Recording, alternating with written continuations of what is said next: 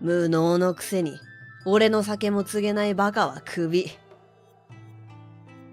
早く一人前になりたい。あの時、助けてくれた人たちに恩返しがしたい。同時に二つの願いを叶えるのは難しいことだろうか。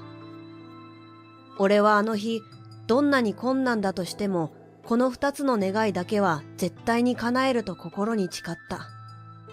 だってそれは父と交わした最後の約束なのだから。俺の名前は星野宗介。地元を離れ、とある高級料亭で調理見習いとして働く26歳だ。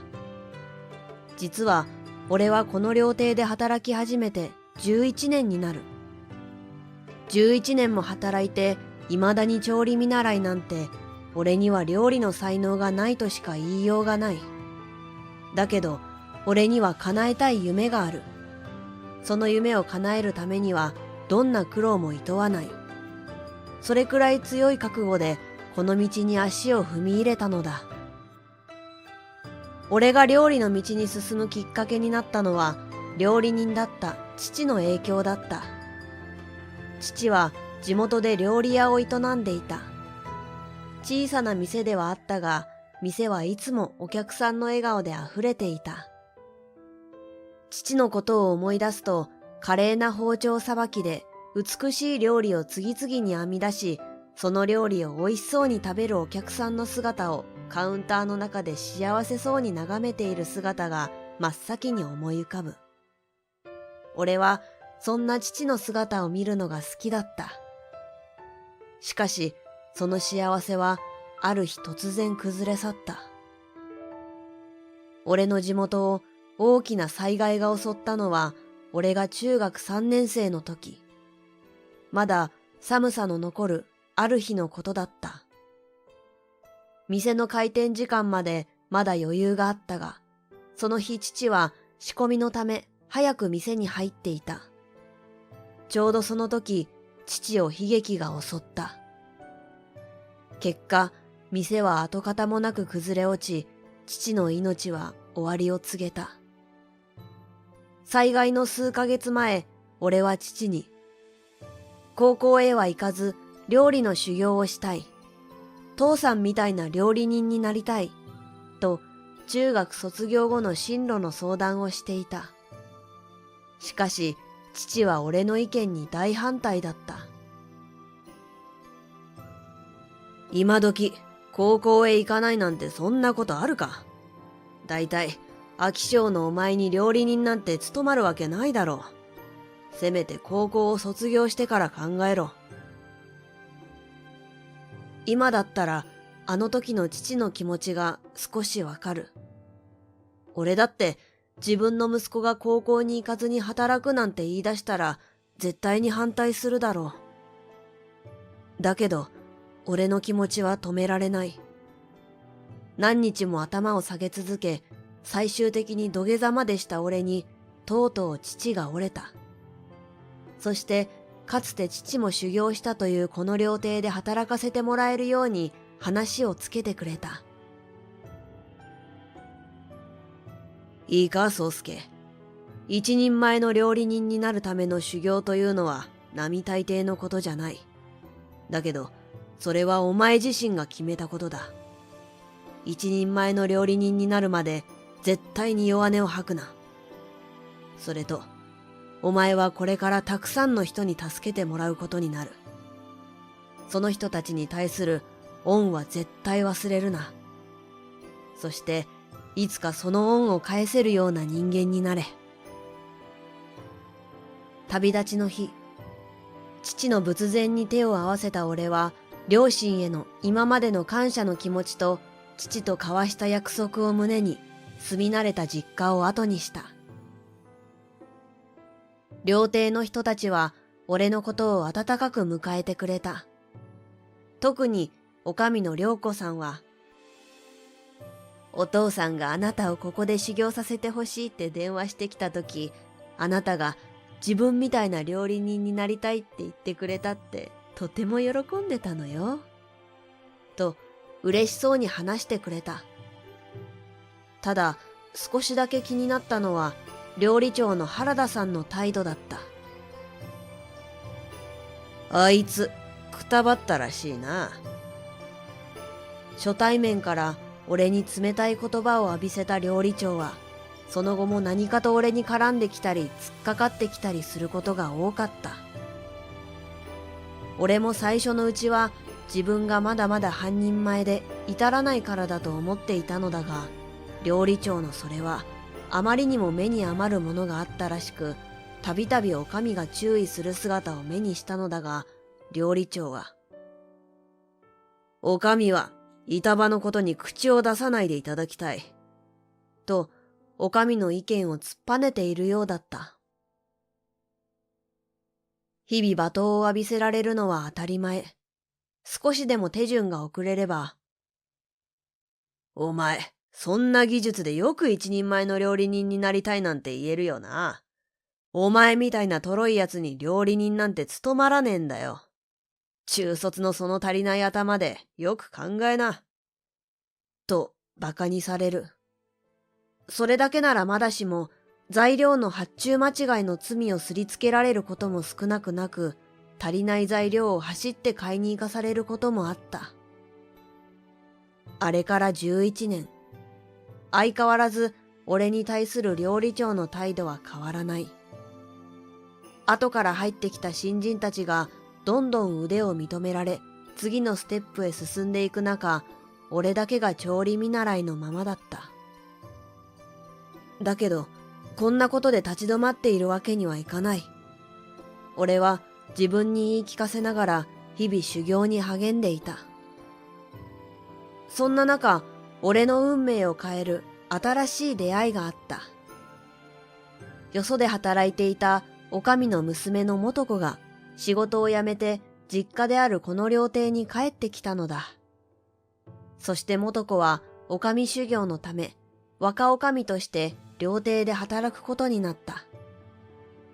年が同じということもあって、素子と俺はすぐに意気投合。素子は俺が中卒ということを知っても馬鹿にすることはなく、その年でもう11年も板場に入ってるなんてすごいことだよ。それに私、宗介くんがいつも仕事終わってから料理の研究してること知ってるよ。本当に尊敬しちゃうよ。と、逆に俺の仕事ぶりを褒めてくれた。しかし料理長は俺が素子と仲良くしているのが気に入らないようだった。ある日、仕事中に呼び止められた俺は、料理長から信じられないことを言われる。お前、お上の娘にトリーロードでも思ってんのか？汚いところは父親そっくりだな。その言葉を聞いて、俺は心臓を握りつぶされたようだった。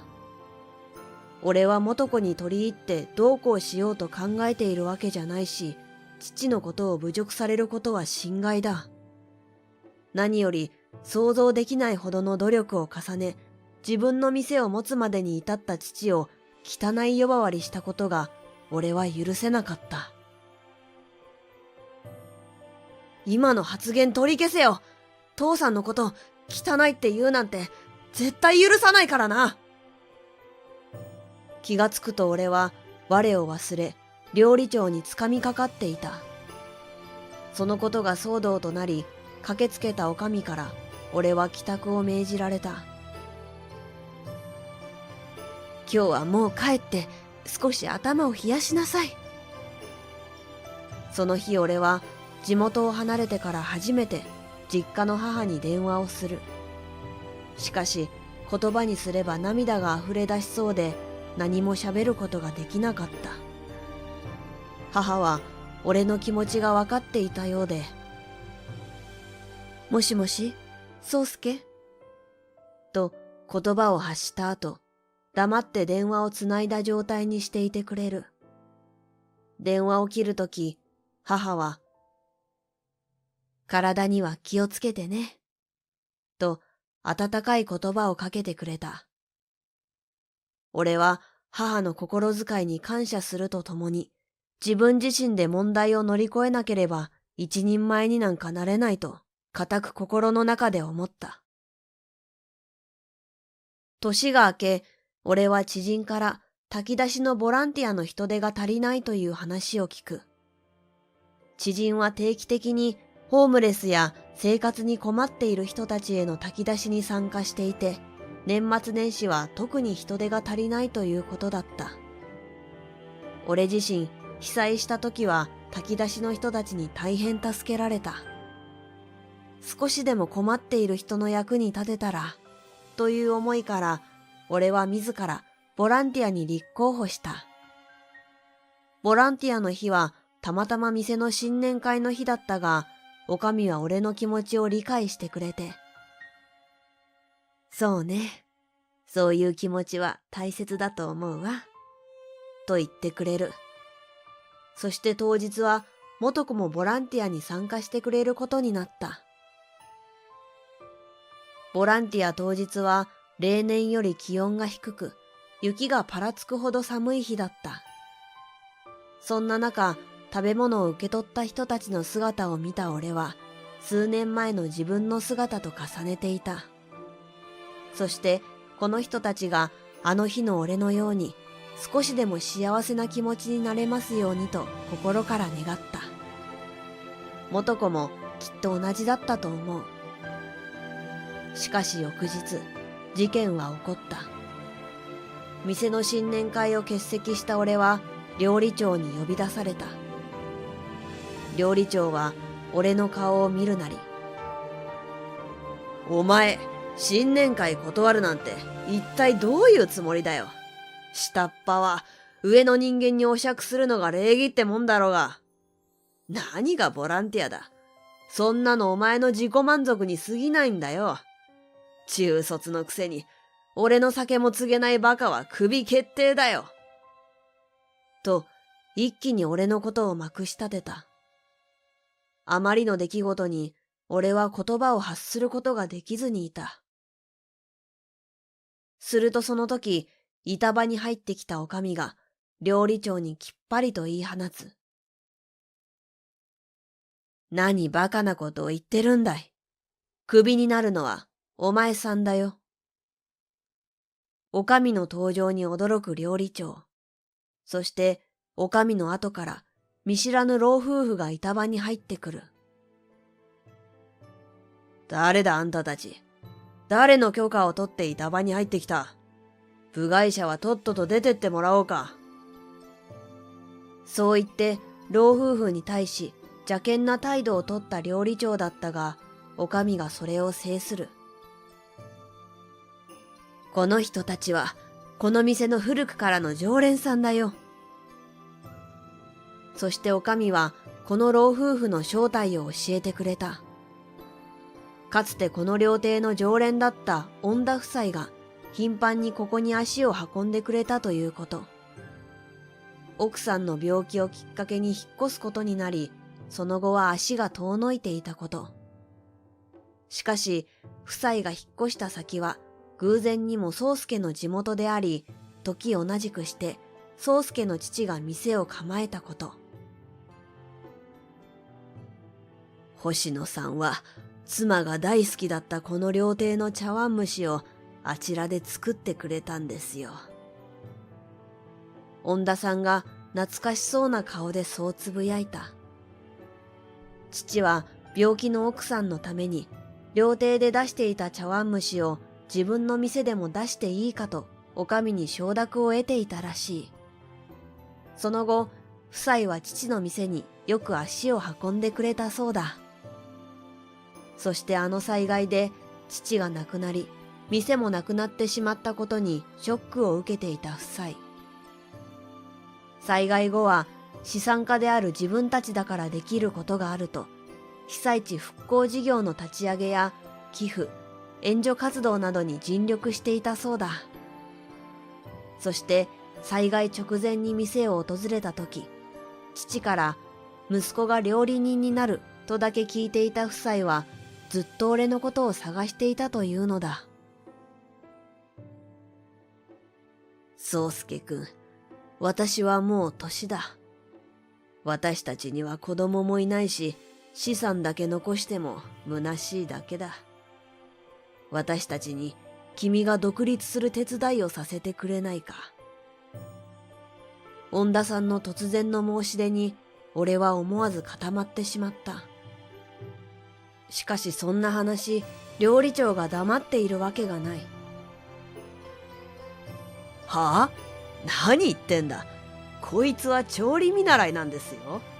独立なんて100年どころか1億年早いですよ。そんな料理長の言葉を遮ったのは他ならぬ元子の言葉だった。料理長、もう随分と一緒に働いているのに、宗介くんの料理の腕前、まさかご存知ないんですか？宗介くん、あなたが作る料理なら一度食べるだけで完コピしちゃうくらいすごい腕前なんですよ。あ、そうか。そんな逸材をいつまでも調理見習いとしてこき使ってるくらいだから、もともと見る目がないのか。そんな元子の遠慮ない言葉をお上がたしなめる。さすがに元子は買いかぶりすぎだが、この11年間、仕事が終わった後に板場に残り、自主練を欠かさなかった俺の料理の腕は格段に上達していた。それこそ料理長の作った料理を再現するくらいに。だけど、突然独立なんて言われても、まるで現実感がない。俺が言葉に詰まっていると、お上の口から信じられない言葉が飛び出した。料理長、あなたが私に無断で食材の取引先を変更し、その差額を自分の懐に入れていること、私が知らないとでも思っているんですか？私はこの料亭の女将です。食材の質が変わったことくらい見ればわかりますよ。それに、何度も言っているのに、宗介くんに対する態度も何も変わらない。一体何があなたをそうさせているんですか？あなたが気持ちを入れ替えてくれればと思っていましたが、もう限界です。この意味、わかりますよね。そう言って料理長を睨みつけるお上は、怒りの中に少し悲しさを含んだような表情をしていた。この料亭で働き始めて、こんなお上の顔を見るのは初めてだった。そして次に、お上は優しい表情で俺にこう言った。宗介くん、あなたの夢はもうここにはない。独立して夢を叶えなさい。その言葉が俺の背中を優しく押してくれた。俺が料亭を辞めて3年が過ぎた。地元に帰った俺は、恩田夫妻の助けを借りながら、小さな料理店を経営している。場所はもちろん、父の料理店があった場所だ。いろいろと大変なことも多いが、毎日が新鮮で充実した日々を送っている。店を構えるにあたって、元子が従業員として地元に戻る俺についてきてくれた。実は元子と俺は1年前に結婚。元子のお腹には新しい命が宿っている。無理はさせられないが、元子は店のために頑張ってくれている。店を始めて少し経った頃、料亭をクビになった元料理長が俺の元を訪ねてきた。そして俺はその時初めて元料理長の思いを聞いた。俺とあいつは一緒に腕を磨いた仲だった。あいつは後輩のくせにみるみるうちに腕を上げて俺を追い抜いていった。俺はずっとあいつやお前の才能が妬ましかった。だからお前にもあんな態度をとってしまった。申し訳ない。元料理長はそう言うと、俺に向かって深く頭を下げた。俺はそんな元料理長に向かって口を開く。どうしてもそれだけは言っておきたかったからだ。父も俺もそんな風に思われるのは心外です。元料理長が顔を上げる。父も俺も精一杯努力を重ねてきました。それを才能の一言で片付けられたり、妬まれたりするなんてたまったもんじゃないですよ。俺の言葉に元料理長は少しだけ笑うと、俺は羨ましがるだけで、そんな基本的なことも忘れていたのか。料理人失格だな。とつぶやいて店を後にした。料亭での悪事が公になった元料理長は、なかなか次の仕事が決まらずにいるらしい。あんなに素晴らしい腕を持った人だ。俺は少しでも早く元料理長の料理人復帰を心から願った。元料理長の背中を見送っている俺と、元料理長の話を聞いていた元子が姿を現した。宗介くんはお父さんから努力という才能を受け継いだんだね。この子もそういう人になってほしいな。そう言って愛おしそうにお腹をさする元子。大したことは言えないけれど、俺はせめて自分の子供に努力することの大切さと、誰かに助けられたことを忘れてはいけないということを伝えられる父親になりたいと思った。かつての父親がそうであったように。